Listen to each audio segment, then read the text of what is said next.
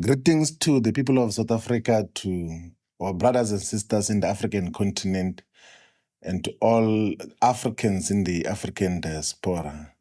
Also, greetings to the ground forces and volunteers for a very important political project which we are engaged in now, which is referred to as the Maybuye consultation process. My name is Floyd Shivambu. I'm currently the national convener of the Maybuye consultation process.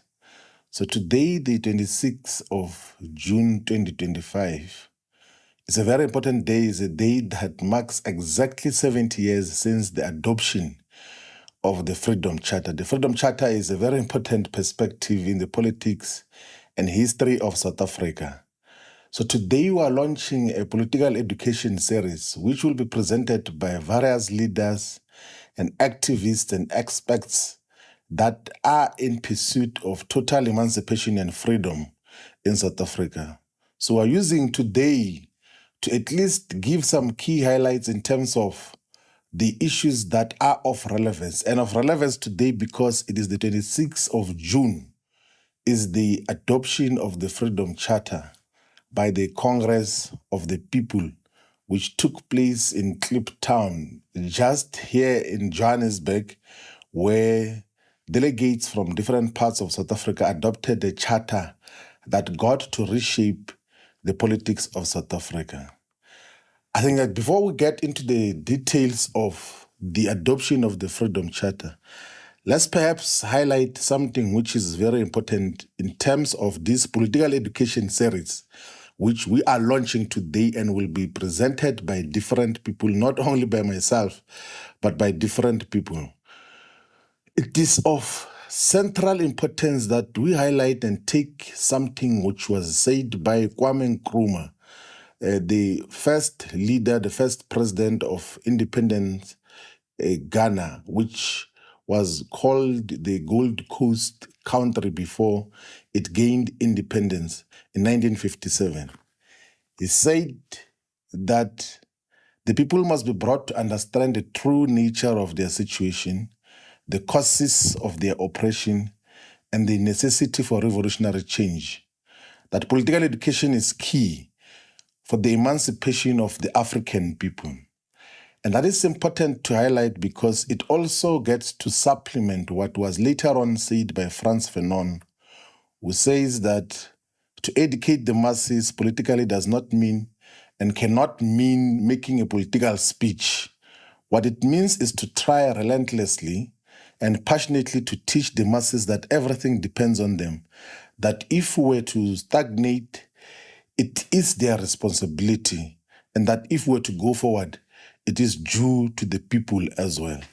That's a very important emphasis, but in any given moment when we're sharing ideas and exchanging ideas on whatever topical issue, we should always bear in mind and take into serious consideration what was said by Amilcar Cabral. We will talk specifically about Kwame Nkrumah, we'll talk about Frantz Fanon, we'll talk about Amilcar Cabral, we'll talk about Patrice Lumumba, Thomas Sankara, we'll talk about all the revolutionary figures, we'll speak about Steve Bantu Biko, we'll speak about Robert Sobukwe, we'll speak about Chris Hani, we'll speak about all the revolutionary leaders that got to shape the course of history.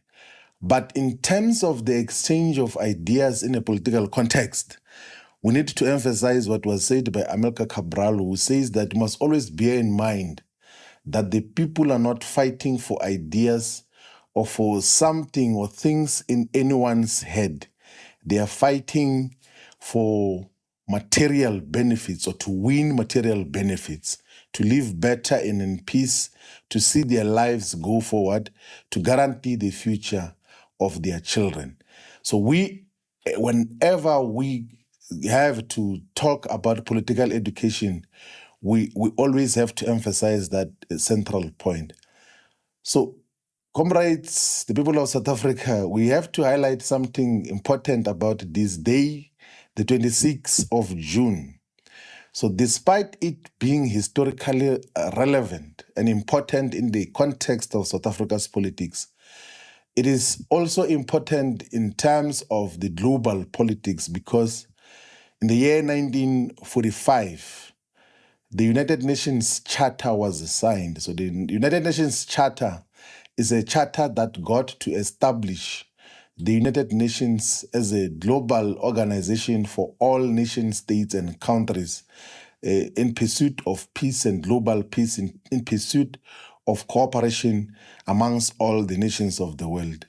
Of significance is that when the United Nations Charter was signed on the 26th of June 1945, there were only 3 nation states or countries in the African continent that were considered to be independent and deserved some degree of participation in the United Nations process.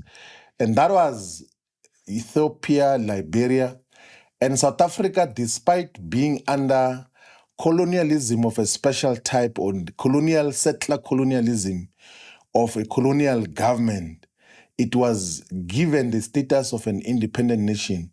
And the head of state at that time of a colonial South Africa was a Jan Smuts, who participated in the drafting and finalization of the United Nations Charter. And this is important to speak about because when we later on speak about the reform of the United Nations, we will highlight the fact that it doesn't make sense that the foundational permanent members of the Security Council continue to be the permanent members of the Security Council in the United Nations in the architecture that was designed due to the events and politics of the post-World War II dynamics as to who won the war, who was the ally of those that defeated Nazism. So we need to then deal with that issue when we then get to reflect later on that we have got more than 1 billion people in the world who are residing in the African continent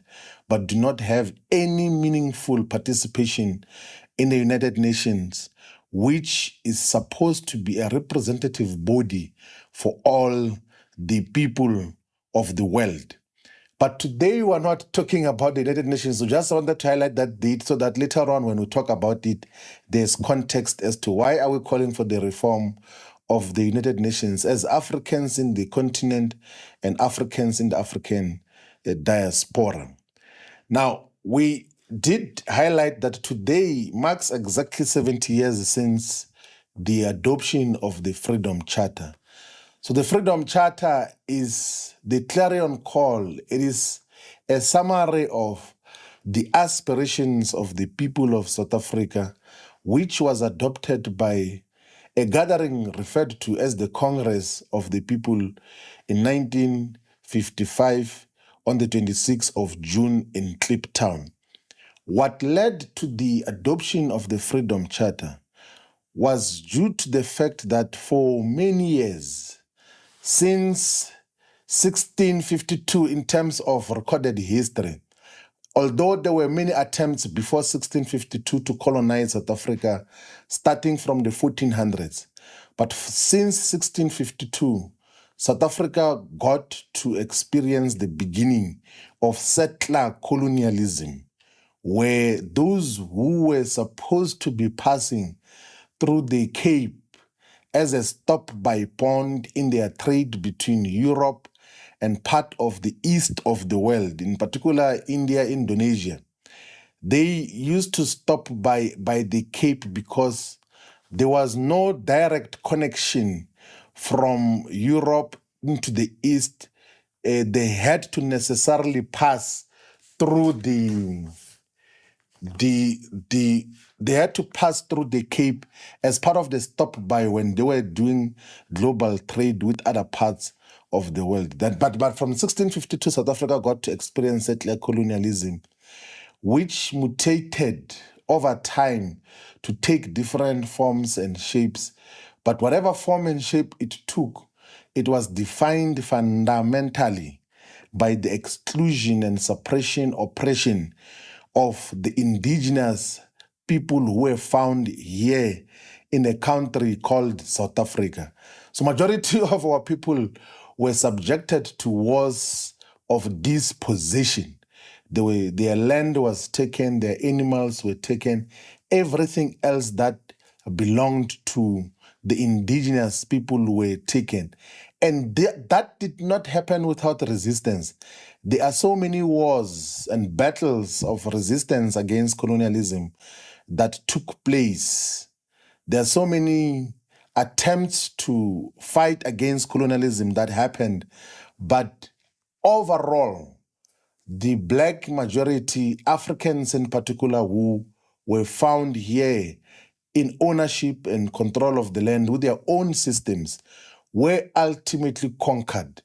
We have to face the reality, South Africa, that since 1652, the conquest that occurred on our people is still a reality to this day, because the features of conquest is land dispossession, is wealth dispossession, is identity dispossession, is cultural dispossession, is cultural suppression, is social suppression, to the extent that we view ourselves as of lesser human beings as compared to those that came from outside as settler colonialists that got to dominate all over us.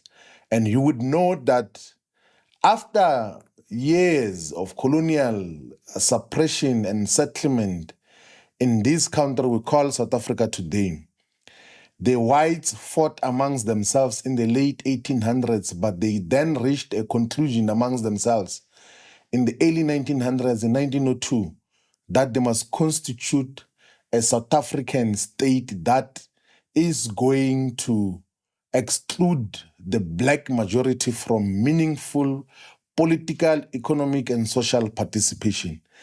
That process led to the launch or inauguration of the Union of South Africa in the year 1910. So in the year 1910, the Union of South Africa was inaugurated as a country. And that, by the way, happened due to an act of parliament which was passed by the British Parliament in the year 1909, which was called the Union of South Africa Act. The Union of South Africa was a product of the unification of the colonial settlements of the Cape, which to this day is still the Northern, Eastern, and Western Cape, of the Natal colony, which is constituted by majority of what is the province of KwaZulu-Natal, but also of Transvaal and the Orange River colony. In nominal terms, the Orange River colony, which is the Orange Free State or the Free State, and the Transvaal is mostly what is Gauteng, Limpopo, Northwest Mpumalanga. So those parts were understood to be under the Afrikaners, and then the Cape and Natal were under the British rule. But after the passing of the Union of South Africa Act of 1909 and the establishment of the Union of South Africa as an independent nation state, it then got to unify the four colonies to constitute the Union of South Africa. So South Africa was not that time referred to as the Republic of South Africa. It was called the Union of South Africa. They, of course, in their conclusion of such a deal, they got to subdivide the capitals as to where the capitals should be in South Africa. That is why you have got the legislative capital being Cape Town, you have Pretoria as the administrative capital, and you had Bloemfontein on behalf of the Orange River colony as the judicial capital. And in that negotiation, the Natal colony then negotiated the completion of a project in terms of what they had negotiated without being home to any of the capitals that were distributed in the so-called Union of South Africa. And as a result of the formation of the Union of South Africa, black people, Pixley Kaisaka Seme, led the process of saying that black people should organize themselves to constitute a resistance movement as a political party which will resist the colonial settlement in the Union of South Africa. This is very important before we give clearer context to the Freedom Charter.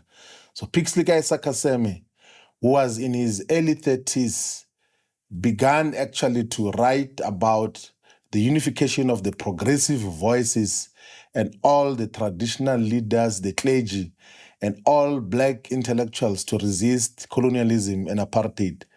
The processes that was led by Pixley Kaisaka Seme led to the formation of the South African Natives National Congress, which was launched on the 8th of January 1912 in Bloemfontein. It was later on renamed the African National Congress in the year 1923.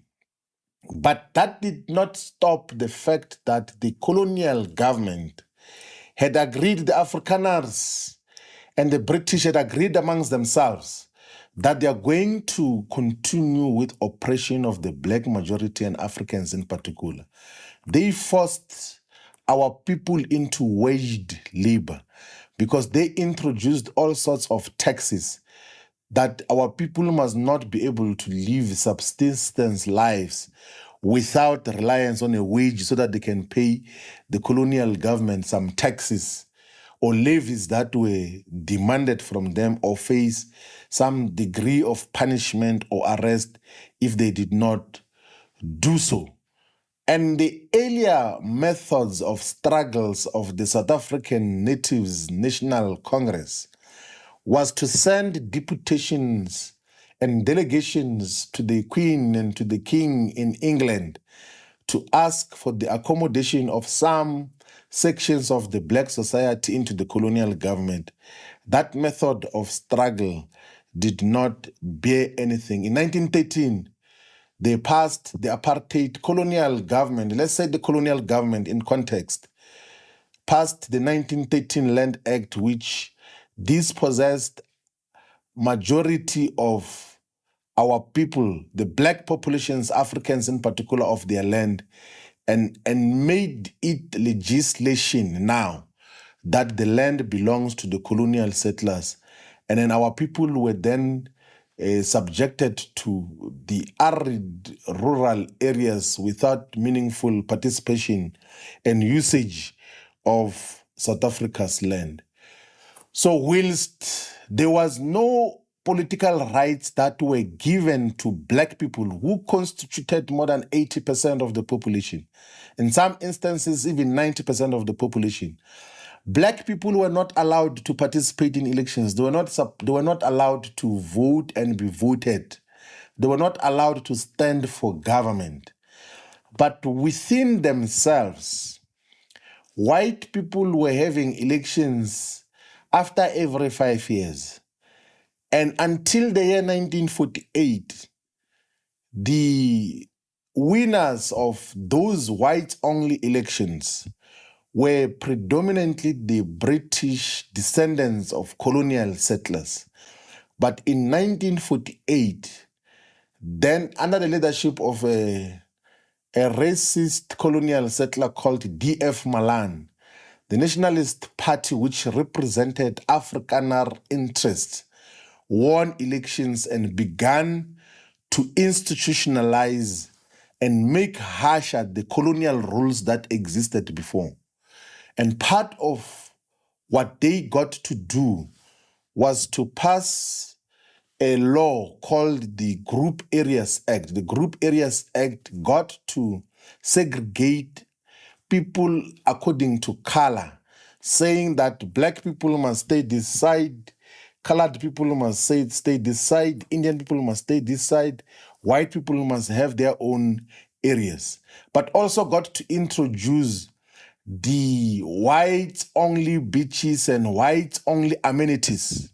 There were certain things that were reserved for white people only under this Group Areas Act. And they also introduced something called the Population Registration Act, which then got to now solidify that is black, Indian, colored, and white with certain benefits reserved for white people only. So if you see on the images of apartheid, something that says whites only or no blacks allowed, Europeans only, was as a result of the laws that were passed by the Nationalist Party government, which had won elections in 1948. In 1950, they passed a an act of parliament called the Suppression of Communism Act. But that Suppression of Communism Act was not suppression of communism, was a suppression of any resistance to apartheid. Anyone who criticized apartheid was considered a criminal. Anyone who got to stand up against apartheid was considered to be committing a felony, was considered to be of resistance to the apartheid system, and then they got to criminalize and arrest lots of people, including those who will just possess a document that would be advocating for change. As a result, the Communist Party of South Africa was banned in the year 1950.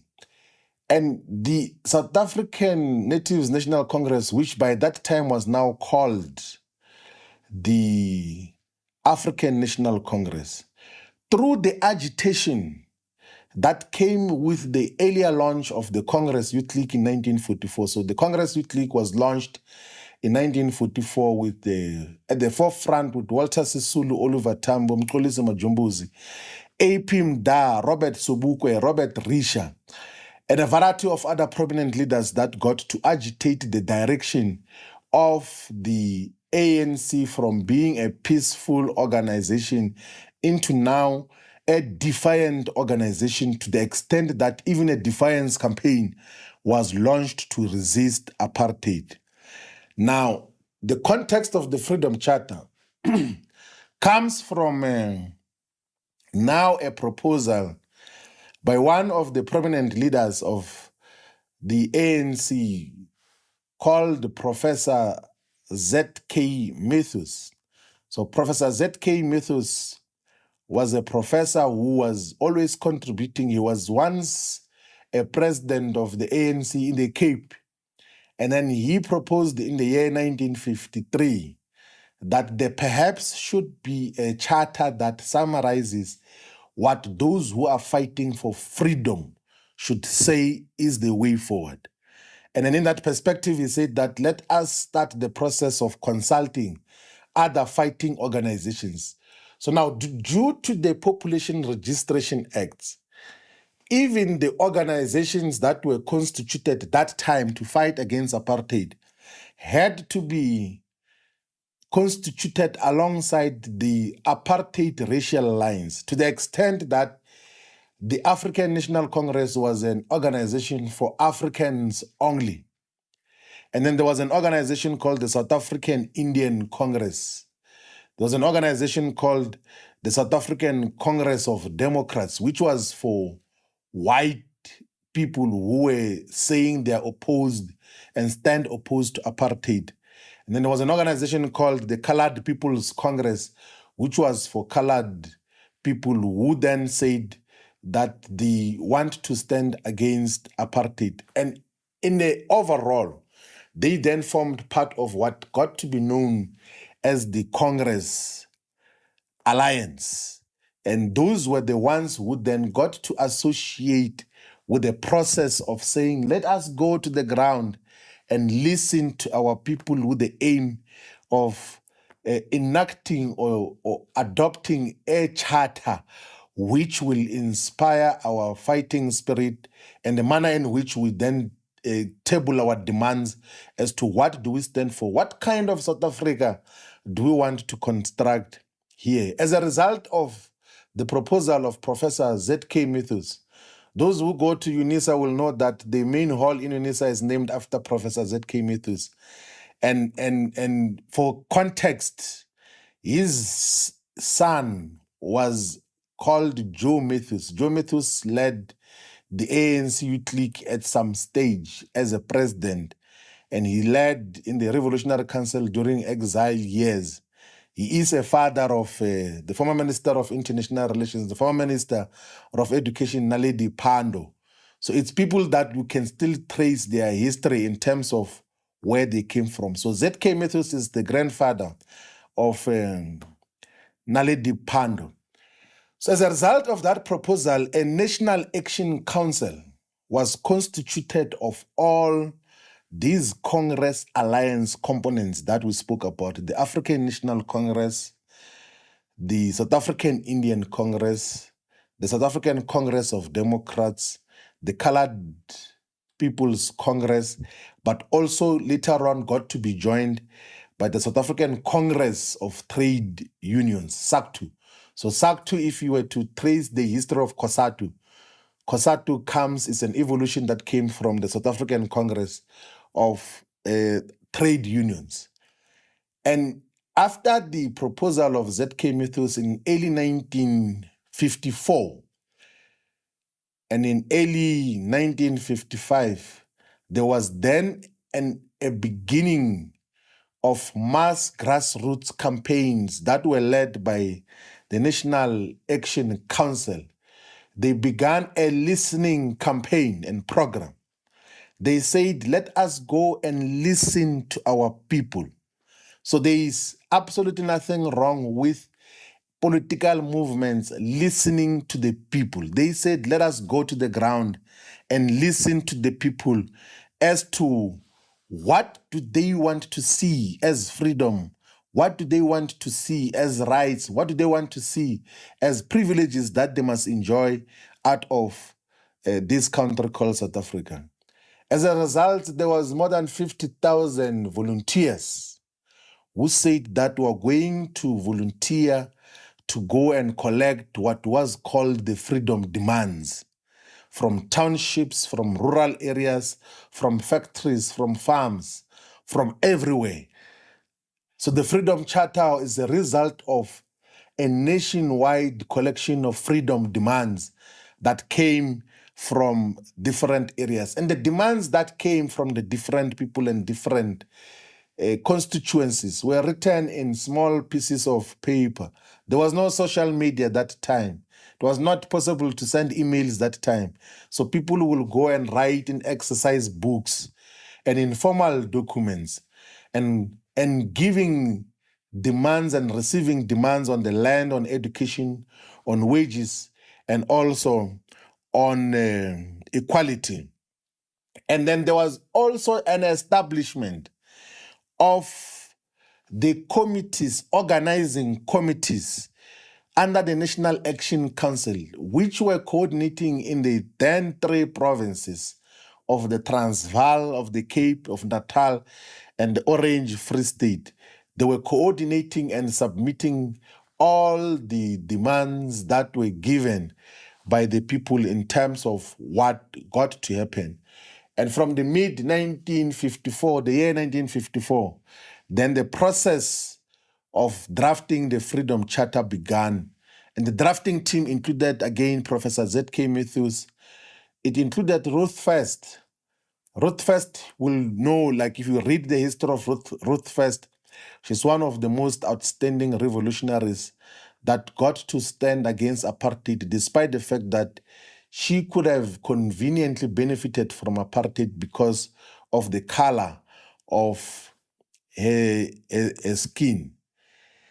And the drafting process from 1954 and revisions and different meetings of the National Action Council took place.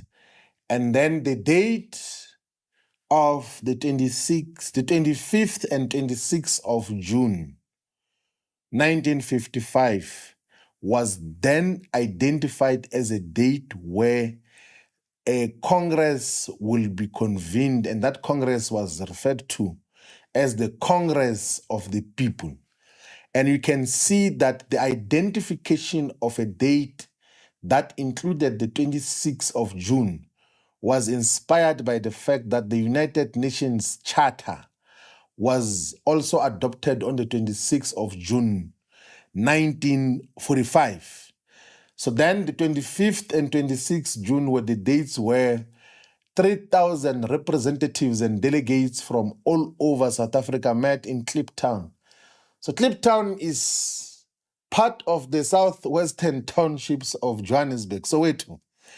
It's still there. It's largely an informal settlement. There's a monument that is built there to commemorate the 26th of June, 1955. But that Congress in 1955 took place to then listen to the different demands and reports from the 4 provinces that existed in South Africa at that time, submissions from different sectors, and then the Freedom Charter was adopted on the 26th of June 1955. And despite the Congress of the People adopting the Freedom Charter, the separate organizations still had to go and discuss amongst themselves on whether they should adopt the Freedom Charter as their organizational perspectives. The Indian Congress, the Colored Congress, the Congress of Democrats, all of them had their own meetings to adopt the Freedom Charter. The ANC only adopted the Freedom Charter in 1956, but after heavy internal battles and ideological discussions in terms of what should happen, there were those who were opposed to the Freedom Charter within the African National Congress. That included the team led by Robert Sobukwe and A.P. Mda, that said that the first sentence in the Freedom Charter, we're going to speak about that now, the first sentence in the Freedom Charter that says South Africa belongs to all who live in it, black and white, cannot be correct, because South Africa does not belong to all who live in it, black and white. It belongs to Africans and black people. The rest are visitors.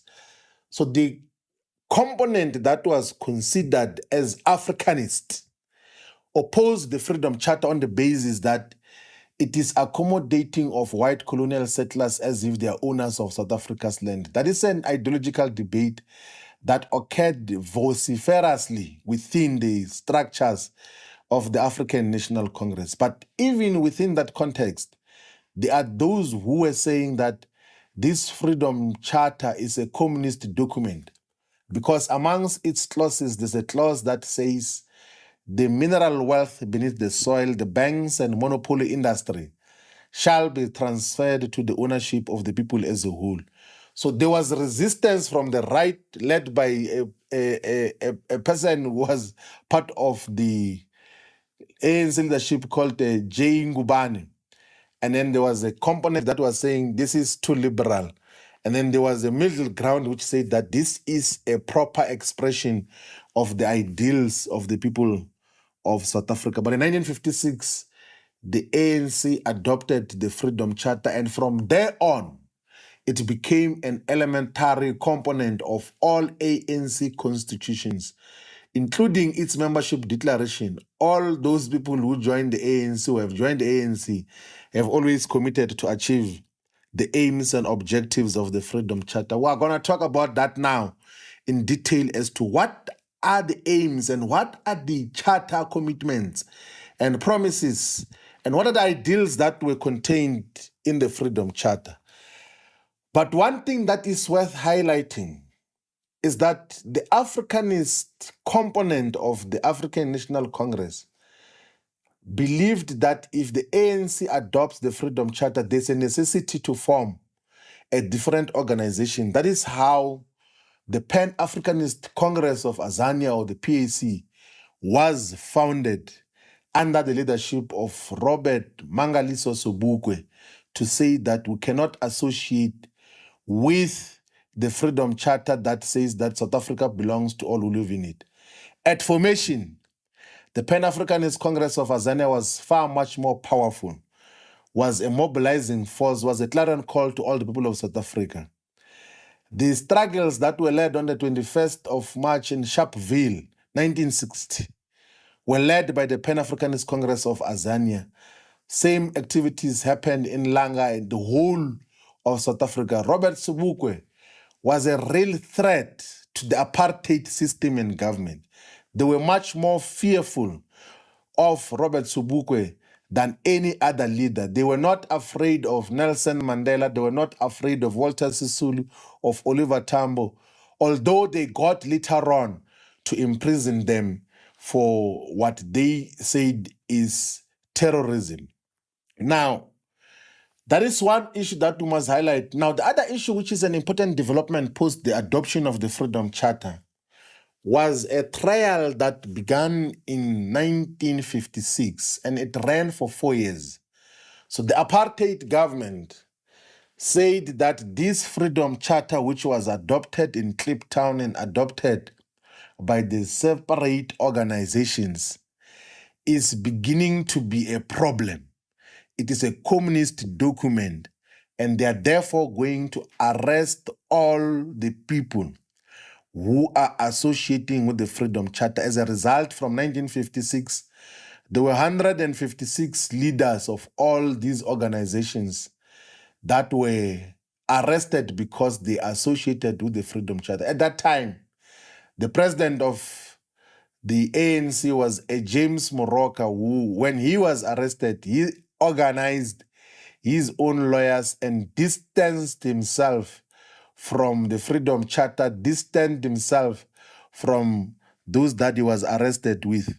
But they were later on, all of them, acquitted in 1961 in what was called as the Congress, as and in what was called the treason trial. But in the court proceedings of the treason trial, the prosecutors were taking out the Freedom Charter to say this document is Exhibit 1 to show that these people are communists, and this is a violation of the Suppression of Communism Act, which was passed in the year 1950. So that is basically what got to happen with the Freedom Charter. But what does the Freedom Charter say? What is this Freedom Charter that got people arrested?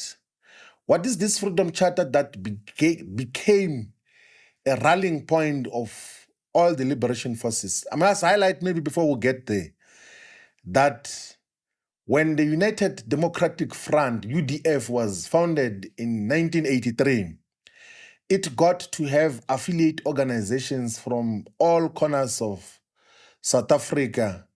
Many organizations, there is an estimation of anything between 400 to 700 different organizations that identified with the UDF.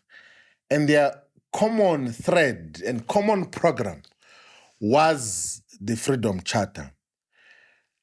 The other components that got to be founded and to join into the Congress movement, the Congress of South African Students, which is COSAS, the South African Students Congress, which is SASCO, the Congress of South African Trade Unions, the Congress of Traditional Leaders in South Africa, which is Contraleza, the South African Sports Congress, the South African Writers Congress. All the Congress formations that were constituted post the adoption of the Freedom Charter, they got to all of them adopt the Freedom Charter, meaning that it is the most uniting rallying point which got to unite all the freedom fighting forces for South Africa's liberation and freedom. And that is where we come from. Now, we're going to talk about the Freedom Charter in details, but we need to highlight something very important about the Freedom Charter, that despite it being highly contested, it became the clarion call, it became the uniting perspective for a substantial majority of those who were fighting for freedom and emancipation. And we can correctly say that despite being opposed to it, the Pan-Africanist Congress of Azania was also a product of the Freedom Charter because it had ascribed to a much more radical version of how the struggle for emancipation should be pursued. And you would know that after the Sharpeville massacre on the 21st of March 1960, on the 8th of April 1960, the apartheid government banned all political organizations. So political organizations that stood opposed to apartheid, all of them were banned. They were not allowed to exist. And in the intervening period from the early 1960s, activism mostly shifted to students in institutions of higher learning. That is when there began to be the rise of the likes of Steve Biko to lead the South African Students Organization, which was a breakaway from an organization called NUSAS, which was the National Union of South African Students.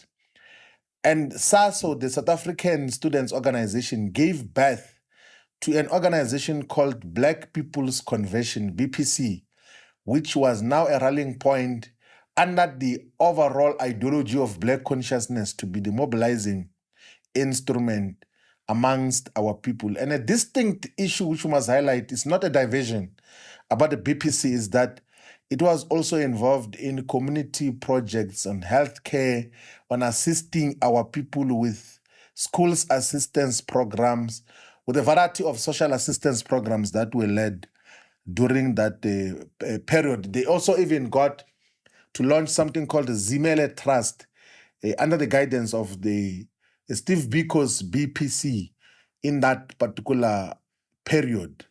And 1976, June 16, was influenced by the Black Consciousness Movement. Those that associated with the Congress Alliance did not approve necessarily of what happened in June 16, 1976. But what they did after the June 16, 1976, they began to appreciate that students at pre-secondary level can be instruments of revolution, can be mobilized into a formidable force that can fight against apartheid. Hence, the process of launching the Congress of South African Students, COSAS, began, inspired by the courageous struggles and confrontation of apartheid of the June 16 generation that confronted apartheid under the leadership of Tsitsi Mashinini, Kgotsose Ahlula, and many other revolutionaries that got to play a role at that particular time. COSAS associated with the Freedom Charter from day zero, and that was launched in 1979. In 1983, there was a launch of a front, an organization, a proper revolutionary front anti-apartheid movement called the United Democratic Front. So the structure of the United Democratic Front meant that civic organizations and community organizations and organizations that existed in different sectors of society, in different areas, could affiliate to UDF as part of the broader mass democratic movement and anti-apartheid movement here in South Africa. And the UDF's overall and uniting component was the Freedom Charter. Part of those who belonged to the UDF as organizations was a prominent organization called the Port Elizabeth Black Civic Organization, PEBCO. It also included COSAS. COSAS was one of the largest affiliates of UDF. There was something also called the Federation of Transvaal Women. There were many trade unions that got to associate with UDF, and a variety of different congresses, Soweto Youth Congress, Cape Youth Congress, a variety of Durban Youth Congress, and different areas, Eastern Youth Congress, they got to affiliate with the UDF as part of the rallying point, and their uniting factor was the Freedom Charter. So what is this Freedom Charter which we say got to unite all the fighting forces? What does it say? And why did it got to define South Africa's politics? It's adopted 70 years ago, not 50 years ago, 70 years ago, became the rallying point of all political struggles that happened in South Africa post-1955. What does it say? The Freedom Charter says that we, the people of South Africa, declare for all our country and the world to know that South Africa belongs to all who live in it, black and white, and that no government can justly claim authority unless it is based on the will of the people. The Freedom Charter says that our people have been robbed of their birthright to land, liberty, and peace by a form of government founded on injustice and inequality, and that our country will never be prosperous or free until our people live in brotherhood, enjoying equal rights and opportunities. It says that Only a democratic state based on the will of the people can secure to all their birthright without distinction of color, race, sex, or belief. And then in the introduction, it says that we therefore, as the people of South Africa, black and white, together equals, countrymen and brothers, adopt this Freedom Charter. And we pledge ourselves to strive together, sparing neither strength nor courage, that the democratic change here set out will be won. Now, that is a broad introduction of the Freedom Charter, but the essence of it, in terms of what it says, it then has a section that says, the people shall govern, that everyone, because at that time, black people were not allowed to participate in elections. They were not allowed to participate as voters and those who get voted. And then it then says that the people shall govern, they must be allowed to participate in elections. I think maybe let us take it this way so that we don't spend a lot of time on this. Let's deal with major sections of the Freedom Charter and give a critical review now. That here is a struggle that was fought primarily and more essentially because of the Freedom Charter. And then political power is attained in 1994. Did the Freedom Charter ideals get to be achieved? I will read the exact parts of what the Freedom Charter says and then provide a critical review in between instead of reading the entire section and come back to do a review later. So we'll do it dynamically or dialectically in a way that will then begin to reveal that it is beyond evident, it is beyond reasonable that majority of the Freedom Charter objectives which were fought for, which got so many people exiled, killed, banned, like separated from their families. A clarion call that united South Africa did not get to find to become a government program or politics of South Africa, even when people had lost their lives. People had sacrificed for this Freedom Charter. On the people shall govern, it says that the people and every man and woman shall have the right to vote for and to stand as a candidate for all the bodies that make laws.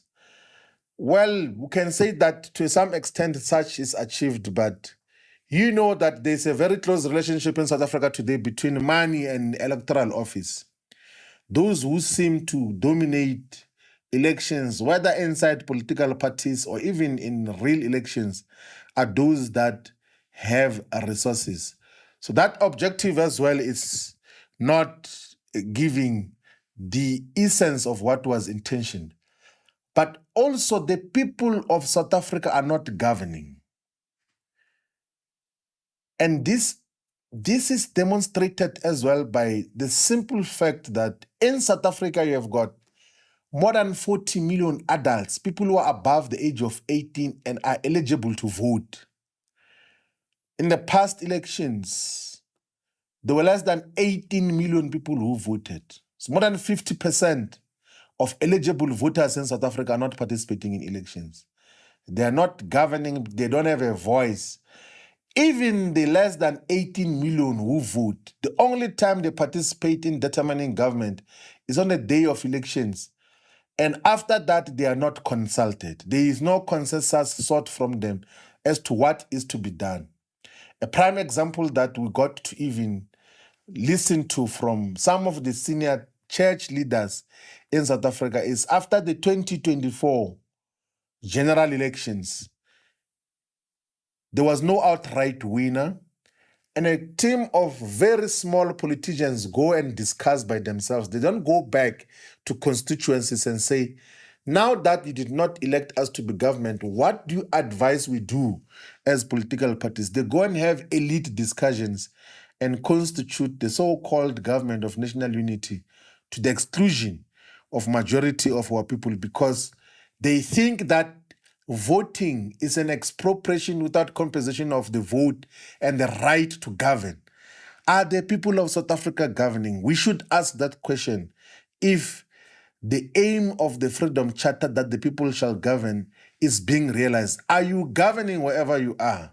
Are you government wherever you are, or you have just voted for a government and do not have a say on what that government does? The other commitment of the Freedom Charter is that the all national groups shall have equal rights. Whilst the rights are written in the Bill of Rights in the Constitution of South Africa, in real terms, we do not have equal rights in South Africa. Those who are beneficiaries of the system of apartheid and colonialism continue to occupy the same position. There's nothing that has changed. So it means the Freedom Charter objective in that regard has not been realized. That section says that all apartheid laws and practices shall be set aside. Whilst apartheid laws have been set aside, apartheid practices in South Africa have not been set aside. There could have been abolition of political apartheid, but economic and social apartheid, shown by highest levels of inequality, super exploitation of the black majority and Africans in particular, and racism in farms, in workplaces, is still an apartheid practice which was not set aside, despite the fact that the Freedom Charter says such can be and will be set aside. The most important component of the Freedom Charter is the people shall share in the country's wealth. We speak today here in South Africa, the people are not sharing in South Africa's wealth. The white minority still has ownership of more than 80% of South Africa's land surface. They own almost all arable land. They are the only ones involved in meaningful, large-scale commercial agriculture. And black people are nothing but suppliers of cheap and easily disposable labor. That clause in the Freedom Charter will highlight says, the wealth of our country, the heritage of South Africans, shall be restored to the people. Such has not happened. The Freedom Charter says the mineral wealth beneath the soil, the banks and monopoly industry shall be transferred to the ownership of the people as a whole. There is no such a thing, despite the fact that there was an act of parliament passed in 2002 called the Minerals and Petroleum Resources Development Act. But our people are not benefiting out of the mineral resources. If anything, the mineral resources are an instrument of impoverishment. They cause poverty. Go to the mining areas. Go to areas which have got abundance of natural resources. That is where the deepest levels of poverty is found, alongside the richness and wealth that is beneath our soil. It is not for the benefit and ownership of the people as a whole. The Freedom Charter says that the restrictions on land ownership on racial basis shall be ended and the land redivided amongst those who work it to banish famine and land hunger. We all know that such is not the case. The white minority, in terms of statistically proven data, still control more than 80% and own more than 80% of South Africa. Attempts to reverse that have always been suppressed successfully. The Freedom Charter says that the state shall help the peasants with implements, seed, tractors, and dams to save the soil and assist the tillers.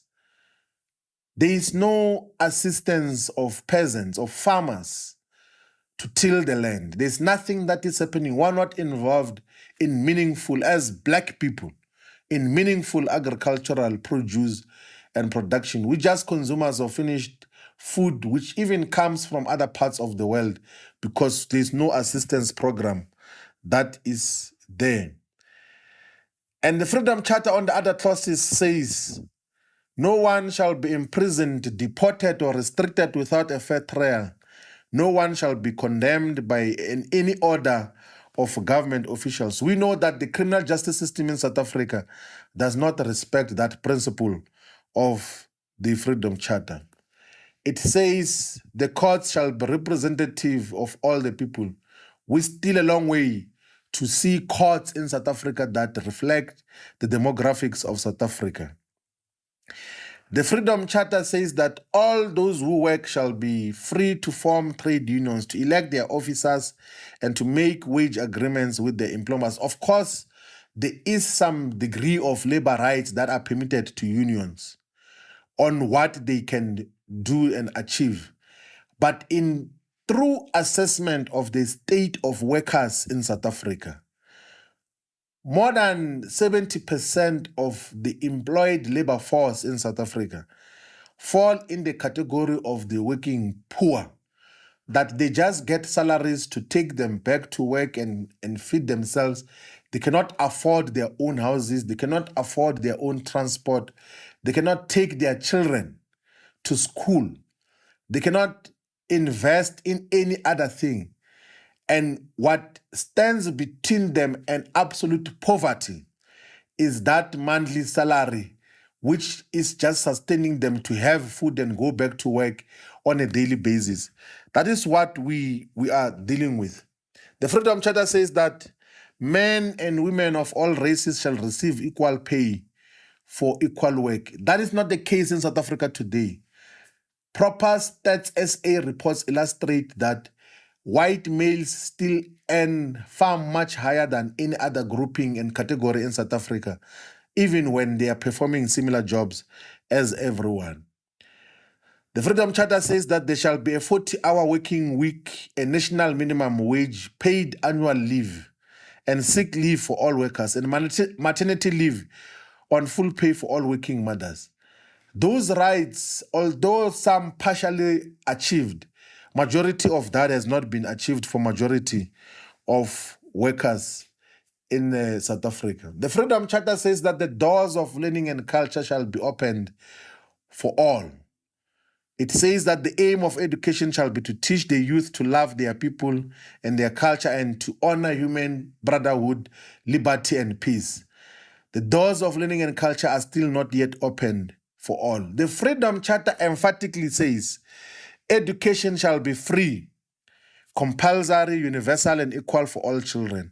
And higher education and technical training shall be opened to all by means of state allowances and scholarships awarded on the basis of merit. Whilst there have been introduction of a loan scheme called the National Students Financial Aid Scheme to assist those that go to post-secondary level and training education system, there is a substantial number of South Africa who are denied an opportunity to pursue further education and training. A simple calculation of that is that the number of students that exit the secondary system annually exceeds 1 million annually. But the number of spaces available at post-secondary level and training spaces, whether it's TVET colleges, universities, and universities of technology, is almost always less than 300,000. And what then happens to the 700,000? There is no active program to integrate our people into the mainstream educational system. The Freedom Charter 70 years ago said that adult literacy shall be ended by a means of mass state education plan. We do not have such. It used to exist in the past, but it has been abolished in terms of how such should be handled. The Freedom Charter says that a preventive health scheme shall be run by the state. South Africa does not have a preventive health care system. If you want to know what is a preventive health care system, you must go and pay attention to the healthcare system of Cuba, where there is daily inspections of health problems in communities, health screening, health awareness. It's not just hospitals waiting for people to be terminally ill and want or try to assist them thereafter. Government proactively in Cuba takes initiative of checking if there are no minor elements and components of disease and contain such before it becomes a pandemic or a problem in society.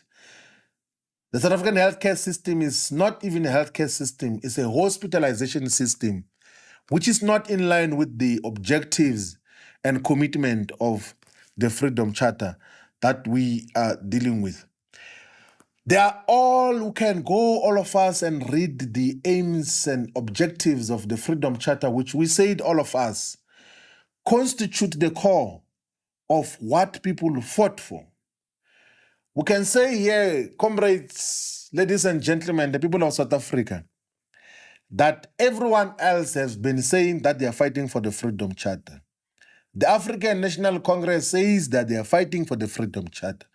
But are they fighting for the Freedom Charter? Is what the ANC is in pursuit of in government, in pursuit of the Freedom Charter objectives. People were killed, people were arrested, people were imprisoned, people were exiled because of this Freedom Charter. Is the ANC in pursuit of the Freedom Charter? The other organizations that came outside of the ANC, they all claim to be associating with the Freedom Charter. Do they demonstrate any capacity to could be associated with the Freedom Charter? That is why we stand here today to say that isn't there a need to sit back and speak amongst ourselves and reflect deeply as to what do we do to achieve the aims and objectives of the Freedom Charter. The process which we announced on the 19th of June 2025 was a process to say that we are willing to listen to the people of South Africa as to whether we should constitute either a political party or a political movement or a democratic front, which amongst other things must look into these objectives of the Freedom Charter. There is extremely profound inputs which thus far we have received via social media, we have received from the people that we got to meet and the people that we got to interact with. One of those profound inputs is to say that these member-based organizations might be a problem. Isn't there a space to constitute a democratic front like the UDF was constituted, where affiliate organizations come and join as organizations, not as one person, one membership, and one membership card, because that makes the organizations weak and their leaders way too powerful, that for them to survive within organizations, they have to follow the dictates, even when irrational, of their leaders. South Africa, we are calling on all of us again that, inspired by the fighting spirit of those who fought for the Freedom Charter and fought within the confines of achieving the aims and objectives of the Freedom Charter, let us shape a new movement. The phenomena which we have introduced of recruiting volunteers from all over South Africa and putting structures for a national consultation process is not new with Maybuye. It's a process which we learn from those that came with the Freedom Charter. Before the Freedom Charter was adopted as a framework, as a perspective to inspire the struggle for freedom, it had 50,000 volunteers who went to the ground to look for freedom demands. That is why we now, as Maybuye consultation process, are in the process of identifying volunteers, and we will, during the course of this week, announce the process as to what is to be done. But one thing that we must all keep in mind and be patient about is that let us internalize and understand what is this struggle all about. It's not just about quick wins. There must be systematic and systemic changes that are brought about in society. And at the end of the day, the measurement of the impact of those can and will only be seen by how the lives of our people are changed. Everything else that we do as a political leader must be measured on the impact such has on the lives of our people. So we're calling on all of us to contribute to the Maybuye process, Let's continue to teach ourselves in terms of the Freedom Charter and the perspectives. I had thought that those who want to read in deeper detail the actual documents and the processes that were followed in the drafting of the Freedom Charter, who said what, where, how the freedom demands were collected, the minutes of the National Action Committee. You must look for this compilation of books. I think there's about 5, if not 7 volumes. They are called From Protest to Challenge. So number 3, volume 3 of From Protest to Challenge gives a clearer perspective as to all the processes that were engaged in before the Freedom Charter was adopted. We will, of course, give the link to those who want to make follow-up as to where they can get the book. But ladies and gentlemen, the people of South Africa, let us continuously make political reflections and eliminate ourselves. Let us raise our levels of political consciousness and contribute to the discourse of political engagement in South Africa, and not just focus on the issues of now and just now. Let us deal with politics in context. Let's raise our levels of political consciousness. The struggle continues. Maybuye, Africa. Africa, Maybuye. Thank you very much.